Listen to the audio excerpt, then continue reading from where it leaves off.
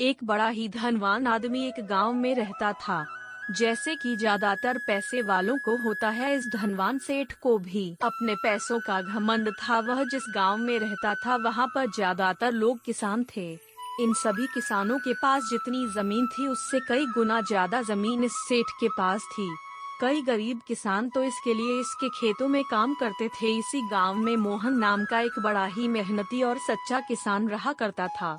मोहन का परिवार थोड़ा बड़ा था। उसके परिवार में उसके बूढ़े माँ बाप, पत्नी और 3 बच्चे थे जो अभी काफी छोटे थे। मोहन के पास ज्यादा जमीन नहीं थी, लेकिन जितनी भी थी उसमें वह बड़ी मेहनत करता और अपने परिवार का पेट पालने लायक अनाज उगा लेता था। बाकी के किसान भी यह देखकर हैरान रह जाते कि कोई कैसे इतनी सी जमीन में इतना ज्यादा फसल उगा सकता है। एक वर्ष उस गांव में काफी ज्यादा बारिश हुई, जिसके चलते कई किसानों की फसलें बर्बाद हो गई, जिनमें से एक मोहन भी था।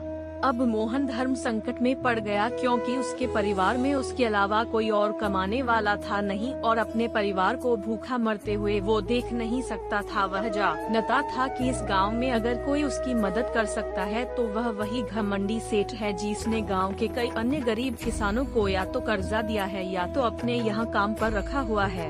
हाथ पर हाथ धरे बैठे रहने के बजाय उसने सेठ के पास जाने का फैसला किया और एक दिन उनके पास पहुंच गया। सेठ के पास पहुंचकर मोहन बोला, सेठ जी आपकी बहुत मेहरबानी होगी अगर आप मुझे थोड़ा सा कर्जा दे दे, जिससे मैं अपने खेतों में फिर से कोई फसल उगा सकूं, या फिर आप मुझे अपने यहाँ नौकरी दे दे ताकि मेरे परिवार को 2 वक्त का खाना मिल सके। घमंडी सेठ को उसकी इन बातों से कोई मतलब था नहीं, लेकिन गाँव के सारे लोगों की तरह वह भी यह जानता था कि मोहन कितना मेहनती है और वह जिस भी खेत में काम करेगा वहाँ वह 2 गुनी फसल उगा सकता है। सेठ ने सोचा, अगर मैं इसे पैसे उधार देता हूँ तो शायद यह स्थिति में नहीं है कि मुझे वापस लौटा सके, लेकिन अगर मैं इसे अपने खेतों में काम करवाता हूँ तो मुझे जरूर दुगना फायदा होगा। सेठ मोहन से बोला, देख भाई, पैसा तो मैं तुझे दूंगा नहीं और मेरे पास अभी खेतों में काम करने के लिए कई किसान पहले से मौजूद है, लेकिन तुझ पर तरस खाकर मैं तुझे अपने खेतों में नौकरी देता हूँ, पर मैं तुझे इसके लिए ज्यादा पैसे नहीं दूंगा। बाकी किसानों को मैं 300 देता हूँ, मैं तुझे 200 ही दे पाऊंगा। मरता क्या न करता डंडा। मोहन ने सेठ की शर्त मान ली और उसी दिन से सेठ के खेतों में काम करना शुरू कर दिया।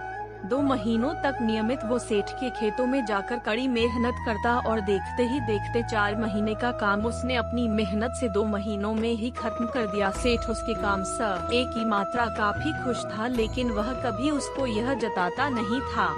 जब सेठ ने देखा कि उसका खेतों का काम अब खत्म हो चुका है, अगर वह मोहन को काम से निकाल देता है तो उसके 2 महीनों के पैसे बच जाएंगे, तब सेठ ने मोहन को काम से निकालने का फैसला किया।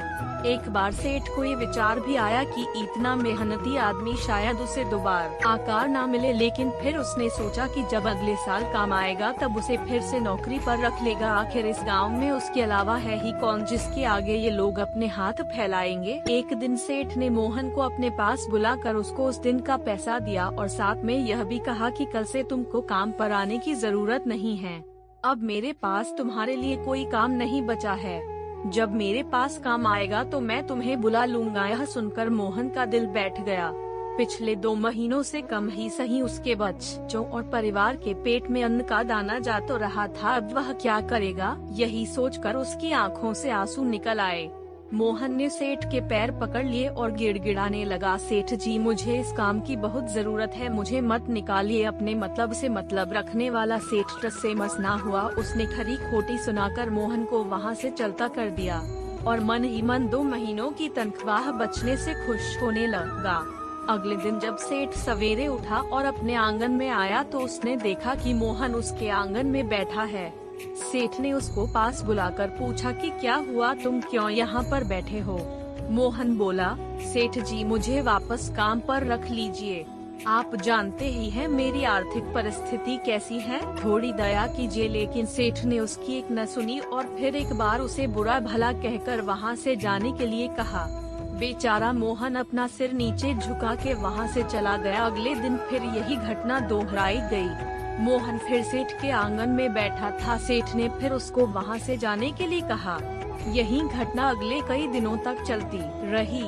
अब तो मोहन सेठ के हकालने पर भी वहाँ से नहीं जाता था और वहीं पर बैठा रहता था। एक बार सेठ ने उससे पूछ लिया, तुम कैसे आदमी हो, मैं तुम्हारा इतना अपमान करता हूँ लेकिन तुम्हें कोई फर्क ही नहीं पड़ता। तब मोहन ने सेठ से कहा, बुरा तो बहुत लगता है सेठ जी, लेकिन जब घर जाता हूँ और भूख से बिलखते अपने माँ बाप और बच्चों को देखता हूँ तब यह अपमान मुझे कुछ भी नहीं लगता। इतना सब कुछ होने के बाद भी सेठ का दिल जैसे पत्थर का बना हुआ था। आखिर उसने मोहन को अभी तक काम पर नहीं रखा और न ही उसका ऐसा करने का कोई इरादा था। एक दिन सेठ ने सोचा कि कुछ दिनों के लिए किसी और गांव चला जाता हूं ताकि मोहन से पीछा छुड़ा सकूं। अगले दिन मोहन के आने से पहले ही सेठ अपने परिवार को लेकर अपने किसी संबंधी के यहाँ चला गया और वहां पर 10 दिनों तक रहने के बाद फिर अपने गांव अपने घर वापस लौटा।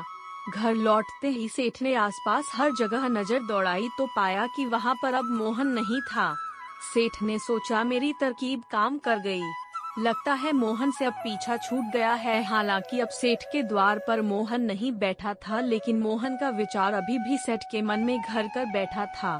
सेठ सोच रहा था, मोहनी तनी जल्दी हार मानने वाला आदमी तो नहीं दिखता है, उसके साथ क्या हुआ होगा, क्या उसे कहीं कोई और काम मिल गया होगा या फिर और कुछ। इन विचारों ने सेठ को बेचैन कर दिया और आखिरकार सेठ को मोहन की खबर लेने के लिए गांव में जाना पड़ा। सेठ को मोहन का पता नहीं मालूम था, इसलिए अड़ोस पड़ोस के अन्य किसानों से पूछने पर पता चला कि मोहन घायल हो चुका है और अपने घर पर आराम कर रहा है। सेठ ने जब उसके घायल होने का कारण लोगों से पूछा तो सेठ को पता चला कि जब सेठ अपना घर छोड़कर किसी और गांव में गया था तब बंद घर देखकर कुछ चोर उसके यहाँ चोरी करने आए थे, जिनको रोकने की कोशिश करते हुए हाथापाई में मोहन चोटिल हो गया था। यह सब जानने के बाद सेठ का पत्थर का दिल भी अब मोम की तरह पिघल गया।